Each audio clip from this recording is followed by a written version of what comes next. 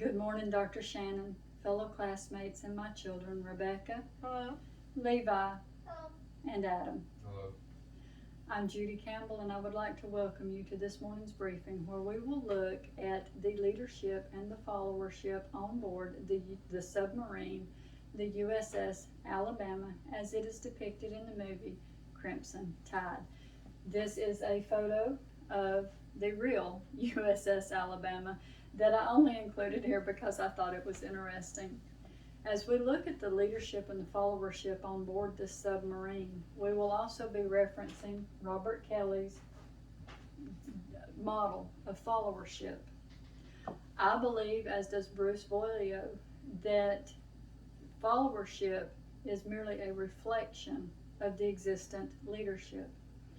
And as such, I think that it is important as leaders that we understand that we can determine and influence the type of followers that we have through the type of leadership we exhibit.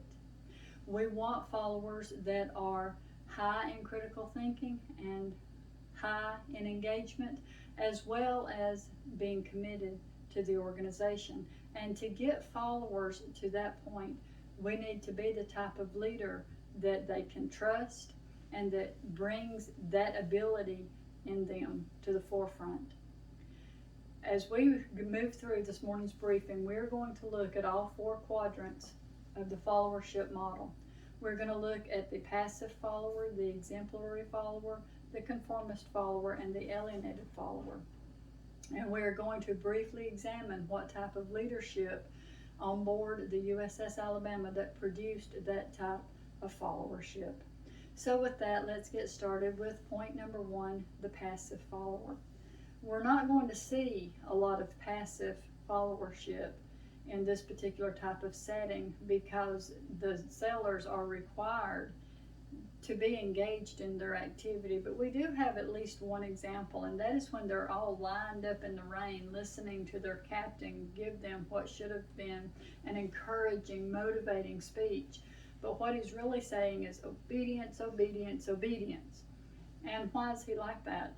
Because back in his training day, he said of himself that what was required of him was just to be told what the mission was and then to do it. There was no in between. There was no room for questioning why he was doing what he was doing. He just simply heard and did. And that is the type of follower that he wants.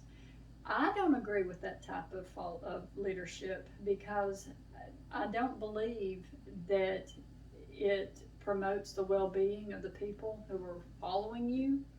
And I don't believe that it allows for growth. And I believe that we cheat ourselves out of a lot of the innovation that we could have if, instead of having that type of authoritarian stand, if we exhibited a type of leadership that invested into our followers.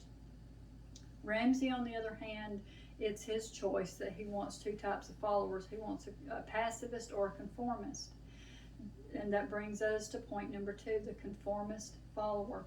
We see a lot of examples of this in this movie because they are sailors and they're trained to do a particular task. And that's what we see them doing. He gives his instructions and they do it. And that is what he wants. The conformist follower is high in engagement, but they're low in critical thinking. You're not going to see innovation from a conformist follower. As the movie progresses and we're introduced to the leadership style of Lieutenant Commander Hunter, we do begin to see followership evolve.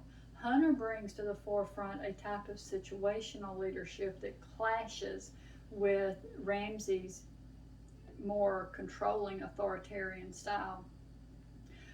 But as far as the men are concerned, from that side of things, we see the men begin to grow and evolve. This is most clearly seen in a petty officer who, when we first meet him, he's arguing over a comic book character. First, Hunter has to reprimand him for his behavior, but he doesn't leave it at that. He encourages this officer to be the best that he can be, to make those decisions that promotes his position. As a result, we see this same petty officer a little later in the movie become an exemplary follower, because we see him not only highly engaged in his task, but we see him using his critical thinking skills as he makes the determination that it is not time to launch a torpedo. So we go from arguing over a comic book character to making a life and death decision simply based on the leadership that we have received.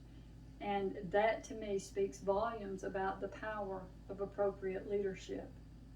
As we move through the model, we come to followership type number 4, and that's the alienated follower. An alienated follower, according to a Regent University article, is often a maverick. They are against leadership.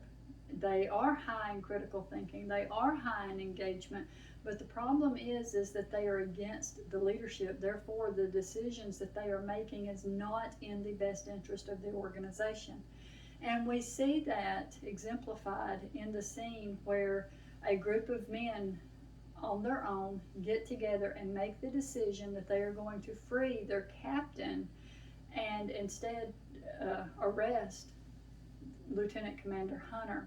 That was against organizational protocol and was done simply because of their personal feelings in the matter.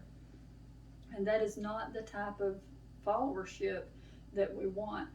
I think maybe what influenced their alienation was that they saw division among the leadership. They saw that even the leadership wasn't sure what the right decision was to make. They did not have clear-cut leadership that they could follow and get behind.